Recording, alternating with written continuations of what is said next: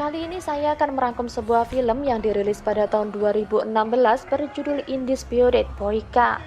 Film ini diperankan oleh Scott Hawkins, di mana ia berperan sebagai Yuri Boyka yang merupakan petarung paling lengkap dan dipenjara. Jika kalian sudah melihat film Undisputed yang pertama, kedua, bahkan ketiga, maka kalian akan dipusingkan dengan pertanyaan-pertanyaan, siapakah sebenarnya tokoh utamanya? Namun dengan pasti bisa saya katakan bahwa film Undisputed bukanlah tentang siapa tokoh utamanya, siapa antagonisnya, atau tentang siapa yang kalah dan menang, melainkan ingin menyampaikan sebuah pesan bahwa seorang pria sejati adalah pria yang mampu bertahan dengan mental yang kuat dan tetap semangat dalam menjalani kerasnya kehidupan. Film ini mengisahkan Yuri Boyka yang telah bebas dari penjara beberapa tahun lalu. Ia menyumbangkan semua hasil jeripaya kemenangan yang diberikan oleh si gagas, si mafia, ke gereja setempat. Karena Boyka sendiri tak memiliki siapapun untuk ia nafkahi. Tak sampai di situ, Boyka berkarir sebagai seorang petarung handal, di mana ia mengikuti banyak pertandingan bela diri, dan ternyata hal itu membuat Boyka penasaran dengan alasan Tuhan yang memberikannya anugerah sebanyak itu. Setelah mencoba memikirkan beberapa kemungkinan, Boyka pun mengetahui jawaban yang menurutnya paling tepat bahwa mungkin saja ia memang ditakdirkan menjadi seorang petarung yang sejati yang pernah ada. Film ini diawali dengan memperlihatkan sebuah tempat di mana dulu Boyka dipenjara, yaitu penjara Cholnya Cholmy yang berlokasi di Rusia. Di situ kita dapat melihat seorang narapidana bertubuh kekar dan juga besar. Bahkan untuk membawanya memerlukan alat khusus dan perlu dikawal tidak hanya oleh satu sipir supaya si napi mudah untuk diamankan. Namun ternyata lawan si kekar merupakan petarung yang memiliki tubuh lebih pendek dan itu dirasa sangat mengganggu. Karena seharusnya dan sepantasnya si tubuh kekar melawan petarung yang sepadan seperti The Rock atau Aquaman. Seperti yang kita duga, tentu saja tubuh si kekar sangat kebal terhadap serangan si pendek, yang justru membuat si pendek akhirnya sekarat karena menerima pukulan berkali-kali dari si kekar. Sementara itu, Boyka terlihat sedang menyiapkan diri untuk bertarung dalam Liga Internasional, di mana manajernya mengatakan lawannya kali ini merupakan petarung yang memiliki kemampuan sepadan dengan dirinya. Mendengar itu dengan percaya diri, Boyka mengatakan bahwa tidak ada yang lebih hebat dari dirinya di dunia ini. Pertandingan pun dimulai, di mana Boyka dan lawannya terlihat saling menyerang satu sama lain. Namun hingga akhirnya Boyka pun mampu menjatuhkan lawannya dengan menguasai pukulan di menit-menit terakhir pertandingan. Namun tak diduga si lawan bangkit dan menantang kembali Boyka. Boyka yang mudah terpancing emosi pun akhirnya membuat si lawan tak sadarkan diri dan tak berdaya. Berkat kejadian itu, Boyka pun mendapat tawaran untuk mengikuti sebuah turnamen internasional di Budapest.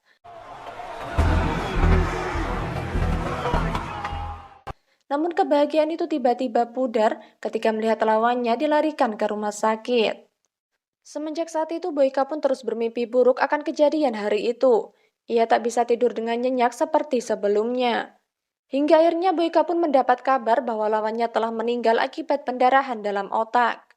Boyka pun merasa sangat bersalah dan meminta biodata lawannya kepada sang manajer, di mana ia memutuskan untuk pergi menemui keluarganya dengan maksud untuk meminta maaf kepada mereka. Sang manajer pun sempat melarangnya karena ia sebentar lagi harus pergi ke turnamen di Budapest. Namun Boyka bersikeras yang membuat sang manajer kalah padanya. Hingga akhirnya Boyka pun tetap pergi. Scene beralih pada seorang wanita bernama Alma yang merupakan istri dari lawan Boyka yang sudah mati dan ia menghadiri pemakaman suaminya itu. Tak lama kemudian muncullah seorang pria bernama Bahri, di mana ia merupakan seorang mafia Rusia yang mana mendiang suaminya Alma memiliki hutang dengan jumlah yang sangat banyak padanya. Alasan suami Alma mengikuti banyak turnamen bela diri adalah untuk melunasi hutangnya pada Bahri. Namun ketika suami Alma meninggal, tentu saja hutang itu dilemparkan kepada Alma sebagai istrinya. Karena Alma tidak memiliki uang sebanyak itu untuk melunasi hutang suaminya, Bahri pun memberi pilihan untuk bekerja di bar miliknya sampai hutang suaminya benar-benar lunas. Di sisi lain, Boyka terlihat sedang dalam perjalanan menuju Rusia untuk menemui istri mendiang lawannya yaitu Alma. Namun ketika sampai di perbatasan, Boyka sempat merasa tegang jika identitas aslinya diketahui, maka ia akan langsung ditangkap dan dimasukkan ke dalam penjara di Rusia. Ketika sampai, Boyka pun langsung menuju tempat Alma, di mana Alma ternyata adalah seorang guru di sebuah perguruan bela diri yang didirikan oleh mendiang suaminya. Tak lama kemudian muncul seorang pria yang terlihat membawanya pergi dari sana. Boyka pun penasaran tentang siapa pria itu, hingga akhirnya ia bertanya pada seseorang yang ada di sana kemana Alma akan dibawa. Tak butuh waktu lama, Boyka pun tiba di sebuah tempat semacam bar yang ternyata di sana ada fight club dan ternyata ada dua petarung yang sedang bertanding di atas ring. Ternyata bar itu adalah milik Bahri dan seperti yang saya ceritakan di awal, Alma terpaksa bekerja di sana sebagai seorang pelayan untuk melunasi hutang mendiang suaminya. Ketika Boyka berusaha untuk berbicara pada Alma, Bahri mengutus ajudannya untuk memeriksa Boyka, hingga akhirnya Boyka diusir dari bar tersebut karena dianggap mengganggu Alma yang sedang bekerja. Namun tentu saja Boyka tidak menyerah begitu saja dan tetap bersikeras untuk mencoba berbicara dengan Alma. Hingga ketika si ajudan menyuruh anak buahnya untuk melakukan kekerasan pada Boyka, disitulah mereka melakukan kesalahan besar karena menganggap Boyka adalah pria biasa yang mudah untuk dikendalikan. Hingga saat Bahri datang, ia pun memperingatkan Boyka agar tidak macam-macam di sana karena Bahri adalah penguasa di kota tersebut. Sementara itu Boyka terus dihantui rasa bersalah dan mimpi buruk hingga akhirnya ia memutuskan untuk menemui Alma lagi agar perasaan mengganggu itu segera hilang. Ketika berhasil menemui Alma, Boyka pun lantas mengatakan segalanya, bahwa dirinya lah yang terakhir bertarung dengan suaminya, sekaligus menjadi penyebab suaminya mengalami pendarahan otak dan akhirnya meninggal. Mendengar hal itu tentu saja Alma syok dan ia tidak menerima bantuan dari Boyka, karena itu tidak akan cukup melunasi hutangnya kepada Bahri.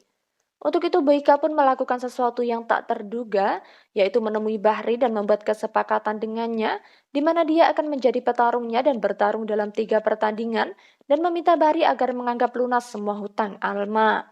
Tanpa berpikir panjang, Bahri pun langsung menyetujuinya. Namun ternyata si Bahri telah mengetahui bahwa Boyka adalah sang legenda penjara. Keesokan harinya ketika Boyka pergi untuk berlatih, Alma datang untuk memberitahunya bahwa Boyka tidak perlu sampai melakukan itu untuk dirinya. Karena Alma merasa masih bisa menyelesaikan masalahnya sendiri. Namun Boyka pun menjawab bahwa dia tidak melakukan itu untuk Alma, tapi untuk dirinya sendiri agar rasa bersalah itu hilang dan membuktikan bahwa Boyka tulus meminta maaf dan bertanggung jawab atas kematian mendiang suaminya. Hingga akhirnya Boyka pun tiba di tempat latihan dan ia mendapat perlakuan yang kurang mengenakan dari orang-orang di sana. Namun tentu saja itu bukanlah masalah besar bagi seorang Boyka sang legenda penjara. Akhirnya pertandingan pertama pun terjadi dan Boyka harus melawan salah satu petarung kelas menengah, di mana Bahri melihat secara langsung kehebatan Boyka dari lantai atas. Ketika turun ring, muncullah seorang petarung yang kita lihat tadi di mana dia adalah petarung handalan Bahri dan merupakan juara bertahan di bar tersebut. Tapi bukan itu masalahnya, karena Boyka justru sedikit kesal saat si petarung handalan Bahri itu berbicara tepat di depan wajahnya dan mengeluarkan sedikit aroma tidak sedap. Keesokan harinya Boyka pun pergi ke perguruan Alma di mana tempat latihan itulah yang telah menjadi penyebab hutangnya pada Bahri. Karena tempat latihan itu dibangun dari uang hasil pinjaman dari Bahri. Singkat cerita, keesokan hari di malamnya, Boyka terlihat sudah siap bertarung di pertandingan kedua, di mana ia harus melawan 2 petarung sekaligus, dan itu merupakan peraturan yang dibuat oleh si Bahri agar pertandingan yang terjadi semakin menarik. Di awal pertandingan berlangsung, Boyka terlihat sedikit kesulitan karena melawan 2 lawan sekaligus hingga membuatnya tumbang. Namun ketika ia melihat Alma yang terlihat cantik, Boyka pun langsung bersemangat kembali dan berhasil melumpuhkan 2 lawannya itu. Ketika turun dari ring, Alma melihat semua itu dan percaya dengan ketulusan Boyka. Dan dapat kita lihat bahwa sepertinya Alma mulai sedikit tertarik kepada Boyka yang memiliki badan kekar dan wajah Rusia yang sangat khas. Keesokan harinya Boyka terlihat sedang berlatih, di mana Alma menghampirinya dan mengobati lukanya semalam. Sementara itu di sisi lain Bahri terlihat sedang berbicara dengan salah satu sipir penjara. di mana Bahri menyuruh sipir itu membawa si kekar yang tadi kita lihat di awal agar bisa bertarung melawan Boyka. Hingga ketika waktu pertandingan terakhir tiba, Boyka pun menaiki ring dan akan bertarung dengan sang juara bertahan. Dan seperti biasa, di menit-menit awal Boyka selalu kesulitan melawan musuhnya sehingga membuat cedera punggungnya semakin parah. Alma yang melihat itu pun hanya bisa menyemangati dari dalam hati. Hingga akhirnya Boyka kembali bangkit dan melumpuhkan sang juara bertahan dengan jurus andalannya. Sang juara bertahan itu pun seketika tidak sadarkan diri dibuatnya. Merasa melaksanakan kesepakatannya dengan Bahri, Boyka pun turun dari ring dan berencana untuk segera pergi dari sana. Namun tak lama kemudian si Bahri muncul dan mengatakan bahwa Boyka masih harus bertarung sekali lagi dengan petarung kekar bernama Cosmars.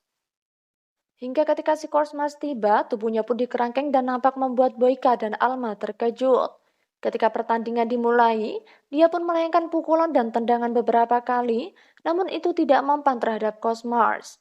Hingga ketika Cosmars melayangkan jurusan pada Boyka, Boyka seketika tumbang dan tak sadarkan diri.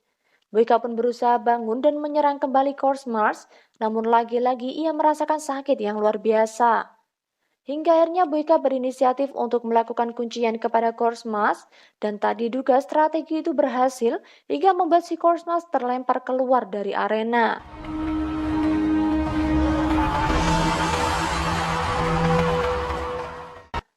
Namun tak lama setelah itu tiba-tiba Boyka langsung dipukul oleh anak buah Bahri dan terjadilah pertarungan sengit di mana akhirnya semua anak buah Bahri dapat dilumpuhkan oleh Boyka seorang diri. Hingga akhirnya Boyka pun berhasil mengejar Alma yang telah disandera oleh Bahri. Namun ketika Alma berusaha melepaskan diri dengan menggigit Bahri, Boyka lantas menghajar Bahri dan memutarkan lehernya sampai Bahri meninggal saat itu juga. Tak lama kemudian polisi pun datang dengan tujuan membawa lagi Boyka ke dalam penjara. Beberapa hari setelah kejadian itu, Alma terlihat menjenguk Boyka di penjara untuk menyampaikan rasa terima kasihnya karena telah membantunya mengembalikan kehormatan dan kehidupannya. Dan itulah akhir kisah Boyka sang legenda penjara.